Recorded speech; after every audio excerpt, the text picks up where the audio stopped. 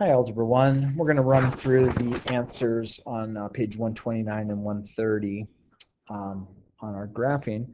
So I'm going to skip over that very top question. I'm just going down to the second number 1, about halfway down the page. So we have the x-intercept and we have the y-intercept.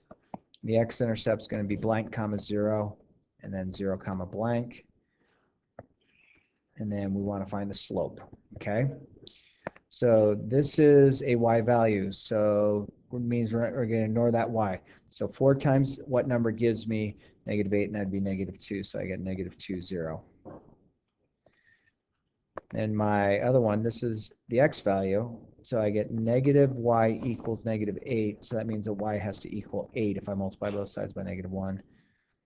1, 2, 3, 4, 5, 6, 7, 8. And here's my line of best fit. And so what I was doing before is I'm going to go 8 minus 0 and 0 minus -2. So that's going to give me 8 over +2. So my slope is 4 over 1. Problem number 2, we're going to do our x-intercept and our y-intercept. So this is going to be blank comma 0 and 0 comma blank. And so if I cover up each of these, that's going to be a 6 and a 6 here and here. So 6 comma 0 is over here, and 0, 6 is up here. And I do this, so we're going to have a negative slope. So I'm going to go 6 minus 0 and 0 minus 6. That gives me 6 over -6, which comes out to -1 over 1 for our slope. Problem number 3, we have our x-intercept and our y-intercept. So that's going to give me blank comma 0 and 0 comma blank. So this is a y value. So I cover up the 3y, and so I get x equals 6. So 1, 2, 3, 4, 5, 6. This is a x value, so I get 3y equals 6. So divide each side by 3, so 0 comma 2. Right there. There's our equation. So again, we're going to go 2 minus 0 and 0 minus 6. So that's going to give me 2 over -6, which is going to come out to -1 over 3. Notice I moved the negative to the top. You could leave it at the bottom, but it becomes easier to read these when they're at the top. Number 4, this is one of our special cases. So our x-intercept is going to happen at -1 comma 0, which is right there. Our y-intercept, there's none. It doesn't cross it because this makes a vertical line. Vertical lines have a slope that's undefined. Remember, horizontal lines would be 0, but this is a vertical line. Number 5, my x-intercept, my y-intercept, so blank comma 0 and 0 comma blank. All right, so that is a y value, so I get x equals 8. It's way over here. And then I get -2y equals 8. Divide each side by -2, so I get -4. So 0, -4 down here. Connect the dots. And then we can go ahead and find our slope. -4 minus 0, 0 minus 8. So that's going to give me -4 over -8. Negative over negative is positive, and then reduce it, so I have a slope of 1/2. Problem number 6, to find my x and my y-intercept. So I have blank comma 0 and 0 comma blank. So we're going to cover up the y value. So 2x equals -10. So x equals -5 because you divide both sides. So -5 zeros back here. And then this is my x value. So I get -y equals -10. Multiply both sides by -1. So 0 comma 10. It's up there. Connect our dots. And then we can go ahead and find our slope. 10 minus 0 and 0 minus -5. So that's going to give me 10 over +5 because remember that's positive. So that's going to give me 2 over 1. That's my slope.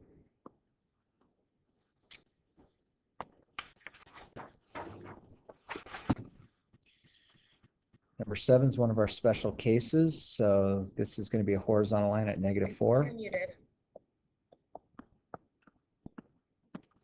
So our x-intercept is none. Our y-intercept is going to be at 0, -4. And our slope is going to be 0. So I'm just waiting for my x-intercept for this one, remember, is going to be blank, comma, 0. Y-intercept, 0, comma, blank. So we're going to cover up, so we're going to get a 6 here and a 6 here. So 6, 0, and 0, 6. Connect the dots. And then find the slope. We're going to go 6 minus 0, 0 minus 6. So that's going to give me 6 over -6. So I have a slope of -1 over 1 if I reduce that. Number 9, my x-intercept, I have blank, comma, 0. Y-intercept is 0, comma, blank. That's a y value, so let's ignore the 5y. So I get 3x equals -30. Divide both sides by 3, so I get -10. -10 zeros back here. And then this is an x value, so then I'd get 5y equals -30. Divide both sides by 5, so that becomes -6. Down here, connect our dots. Let's find our slope. -6 minus 0. Oops. And 0 minus -10, so that's -6 over 10. Reduce that, so that becomes -3/5 for our slope. Number 10, this is a vertical line, so it's at 6.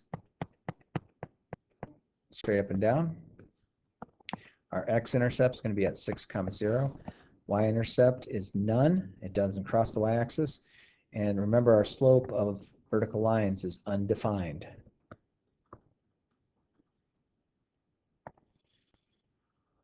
Okay, this is a word problem, but we can probably go through this. It says, at lunch, Mr. Stirrup ordered 3 sandwiches, 5 bags of chips for his office mates.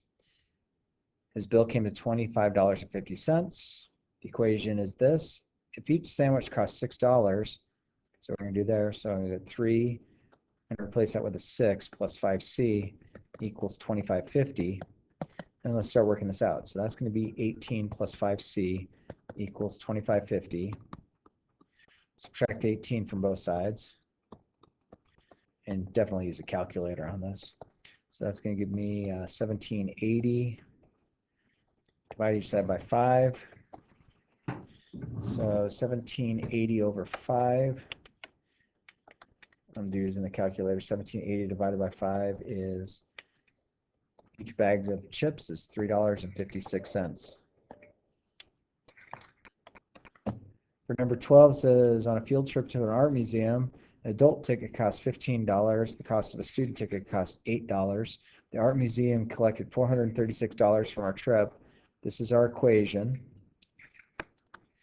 Okay, so they said there was 4 adults. So 15,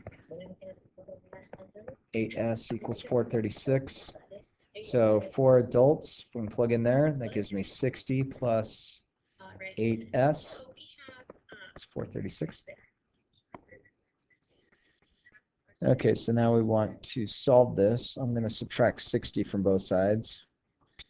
So I have 8s equals 436 minus 60, which is 376. I'm going to divide both sides by 8. So 376 divided by 8. So each student ticket is going to cost, there was 47 students that went. 47 students on the trip. Number 13, perimeter of a rectangle. Perimeter of a rectangle. So if I had a rectangle, I have a length, and a width, and a width. And I went all the way around, it's 96. So we're going to model it with this equation. They say that the length is 40 feet, so what's the width? So I'm going to go 2 times 40, rather than L, I'm going to put 40 in for L. 2W equals 96. So that's 80 plus 2W is equal to 96. Subtract 80 from both sides. Those cancel, so I get 2W is equal to 16. Divide each side by 2. So our width happens to be 8 feet. So each of these is 8 feet. All right, now we're going to be on page 131. And on page 131, just go down to number 3, and just as a reminder, when the equation's set up like this becomes the slope, and this becomes the y-intercept. Y-intercept 0, comma, -7. Okay, so -7's down here, 5, 6, 7. And then my slope, I'm going to go up 1 and over 5. 1, 2, 3, 4, 5. Put a dot, and it's all done. Okay.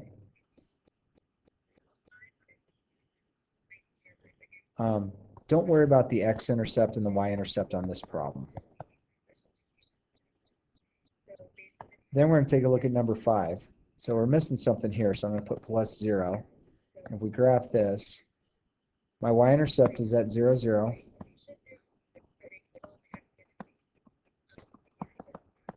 So that would have been this dot right here. And then my slope, I'm going to make it a fraction. So my slope is 4 over 1.